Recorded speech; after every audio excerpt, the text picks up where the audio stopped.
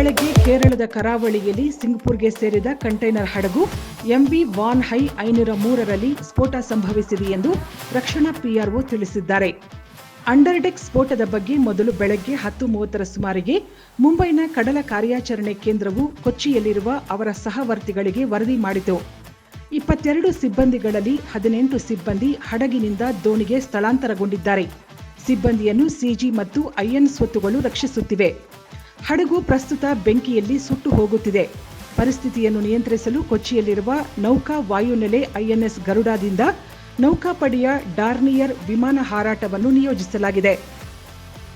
12.5 metre draft ಹೊಂದಿರುವ 270 metre ಉದ್ದದ ಹಡಗು ಜೂನ್ 7ರಂದು ಕೊಲಂಬೋದಿಂದ ಹೊರಟು ಮುಂಬೈಗೆ ತೆರಳುತ್ತಿತ್ತು.